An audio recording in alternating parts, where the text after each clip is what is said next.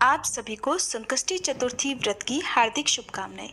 संकष्टी चतुर्थी के व्रत में विघ्नहर्ता भगवान गणेश के साथ ही चौथ माता की पूजा करके चौथ माता की कथा भी सुनी जाती है। तभी संकष्टी चतुर्थी का व्रत पूर्ण होता है। आज के इस वीडियो में आप सुनेंगे चौथ माता की कथा। प्रिय श्रोताओं, चौथ माता की कहानी सुनाने से पहले आपको बताते हैं कि चौथ माता प्रकट कैसे हुई थी।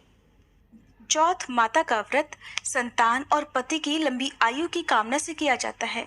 मान्यता है कि सवाई माधोपुर में चौथ माता ने यहाँ के राजा को दर्शन दिए थे। कहते हैं कि इस मंदिर की स्थापना राजा भीम सिंह ने कराई थी।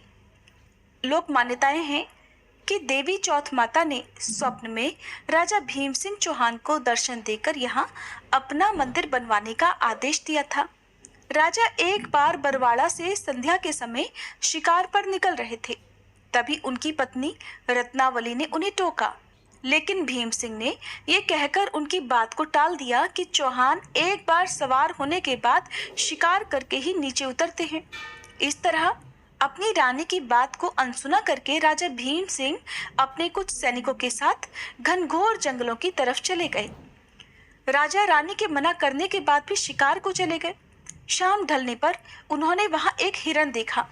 सभी उस हिरन का पीछा करने लगे। थोड़ी ही देर में रात हो गई। रात होने के बावजूद भी भीम सिंह उस हिरन का पीछा करते रहे। धीरे धीरे वह हिरन भीम सिंह की नजरों से ओझल हो गया और तब तक राजा के साथ सैनिक भी रास्ता भटक चुके थे। राजा अब सैनिकों से बिछुड़ चुका था। अकेले में राजा विचलित हो गया।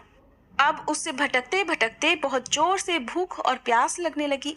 प्यास के मारे उसका गला सूखने लगा। उसने इधर उधर पानी की तलाश की, लेकिन पीने को पानी नहीं मिला, जिससे वह प्यास से मूर्छित होकर जंगल में ही गिर पड़े। तब मूर्छित अवस्था में भीम सिंह को पचाला तलहटी में चौथ माता की प्रतिमा दिखने लगी। कुछ देर के बाद उन्होंने देखा कि भयंकर बारिश होने लगी और बिजली कड़कड़ाने लगी। मूर्छा टूटने पर राजा को अपने चारों तरफ पानी ही पानी नजर आया। घनघोर जंगल में कोई भी नहीं था। तभी ये चमत्कार हुआ कि वहां पर पानी आ गया। राजा ने पहले पानी पिया, फिर वही अंधकार भरी रात में एक दिव्य और कांतिवान बालिका पर उनकी नजर पड़ी। वह कन्या उस समय खेल रही थी। राजा ने उस कन्या को इस भीषण वन में देखा तो पूछा कि बालिके, तुम इस जंगल में अकेली क्या कर रही हो? तुम्हारे माँ बाप कहाँ पर हैं? कन्या ने तोतली वाणी में कहा, हे राजन, तुम ये बताओ कि तुम्हारी प्यास बुझी या नहीं। ऐसा कहकर वह कन्या अपने असली देवी रूप में आ गई। तब राजा उनके चरणों में गिर पड़ा और कहने लगा, हे आदिशक्ति महामाया, मुझे आपसे कुछ नहीं चाहिए। अगर आप मुझ पर प्रसन्न हैं तो हमारे प्रांत में ही हमेशा निवास करें। तब तथास्तु कहकर वह देवी अदृश्य हो गई। राजा को उनकी जगह पर वहां चौथ माता की एक प्रतिमा मिली। उसी चौथ माता की प्रतिमा को लेकर राजा बरवाड़ा की ओर लौट पड़ा। बरवाड़ा पहुंचते ही राजा ने राज्य में पूरा हाल कह सुनाया।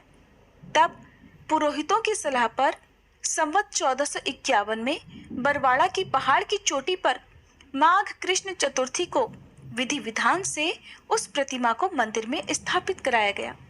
ऐसा कहा जाता है कि तभी से आज तक इसी दिन यहाँ चौथ माता का मेला लगता है। संकष्टी चतुर्थी हो या करवा चौथ का व्रत हो, लोग भारी संख्या में यहाँ पर मंदिर में दर्शन करने के लिए आते हैं और भक्तों को चौथ माता पर पूरा विश्वास होता है। कहा जाता है कि ये मंदिर विशेष तौर पर विवाहित जोड़ों के लिए है। सुहागिन स्त्रियां करवा चौथ के त्योहार के अवसर पर यहाँ अपने सुहाग की रक्षा के लिए प्रार्थना करती हैं। ऐसी मान्यता है कि चौथ माता देवी गौरी का ही एक रूप है और इनकी पूजा करने से अखंड सौभाग्य का वरदान तो मिलता ही है, साथ ही दाम्पत्य जीवन में भी सुख बढ़ता है और परिवार के सभी सदस्य भी सुखी और निरोगी रहते हैं। संतान की उम्र लंबी होती है और चौथ माता की कृपा से परिवार में कभी कोई विपत्ति नहीं आती। अब सुनिए चौथ माता की कथा। प्राचीन कथा के अनुसार एक बार एक सेठ सेठानी थे। उनके एक बेटा और बहू भी थे। बहू सबको भोजन कराकर फिर स्वयं भोजन करा करती उनकी एक पड़ोसन ऐसी भी थी जो रोज बहू से पूछती कि बहू आज क्या बनाया खाया है। बहू कहती ठंडो बासी। एक दिन उसके पति ने ऐसा सुनकर विचार किया कि आज तो पकवान बनाए जाएं, फिर देखें मेरी पत्नी क्या कहती है। उसने तरह तरह के पकवान बनवाए और घर के सभी लोगों ने एक साथ बैठकर भोजन किया। आज भी पड़ोसन ने पूछा तो बहू ने वही कहा ठंडो बासी। आज भी पड़ोसन ने पूछा तो बहू ने वही कहा ठंडो बासी। सेठ के लड़के ने सोचा हो ना हो कोई बात जरूर है जिस कारण मेरी पत्नी ऐसा कहती है।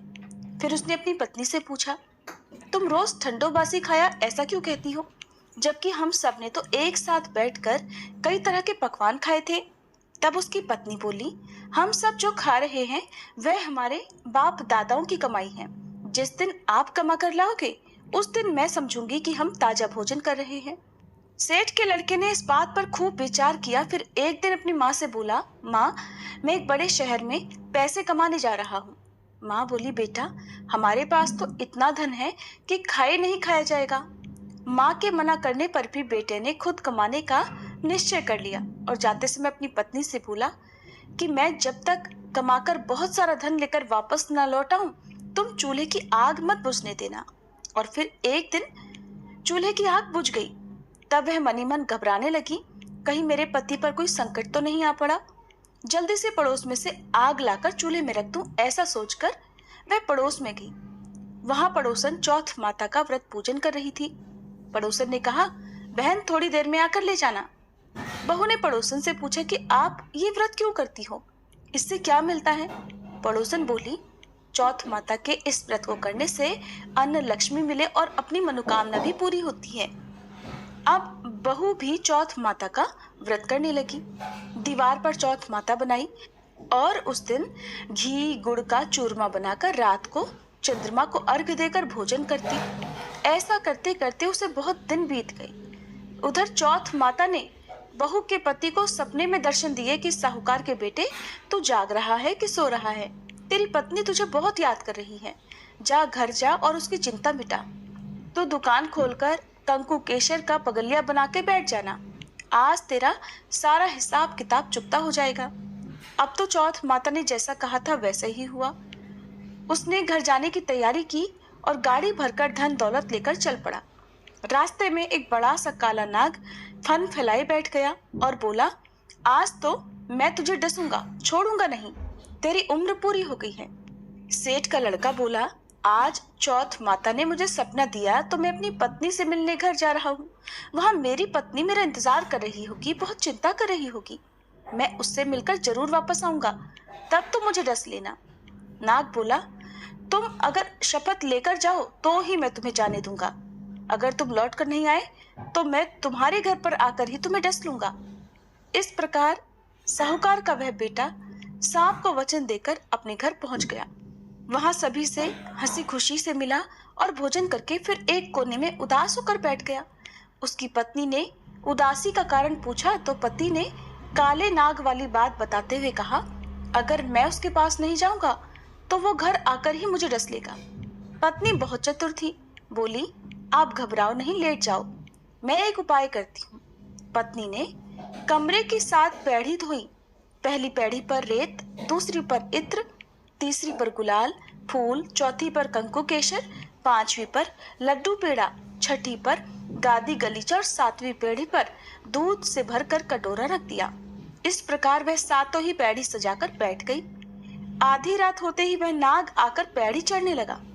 पहली पैड़ी पर रेत में लौट गया और कहने लगा, सेठ की बहू ने आराम तो बहुत दिया, लेकिन क्या करूं, वचन से बंध कर यहाँ आया हूँ, इसलिए डसूंगा तो मैं जरूर। इस प्रकार 7 ही पैड़ियों पर वह नाग आराम करता हुआ और कहता कि डसूंगा जरूर कमरे में जाने ही वाला था कि चौथ माता ने विचार किया कि अगर मैं इसे नहीं बचाऊंगी तो संसार में धर्म कर्म और व्रत पूजन फिर कौन मानेगा। अब तो गणेश जी, चंद्रमा जी और चौथ माता ने साहूकार के बेटे को बचाने का विचार किया। चंद्रमा जी ने उजाला कर दिया, चौथ माता ढाल बन गई और गणेश जी ने तलवार लेकर नाग को मार दिया और ढाल से ढक दिया। बहू भी थकी हारी सो गई। दिन हुआ तो लोग बेटे से मिलने आए, परंतु बेटा बहू तो उठे ही नहीं थे। बहुत देर हो गई तो माँ उन्हें उठाने के लिए गई। माँ ने सातों पैड़ियों पर जो कुछ देखा तो बहुत घबराई और जोर से बेटे बहू को आवाज लगाई। बेटा बहू उठे तो देखा कि एक ढाल तलवार वहां पड़ी है। अब ढाल उठाई तो वही काला नाग मरा हुआ पड़ा है।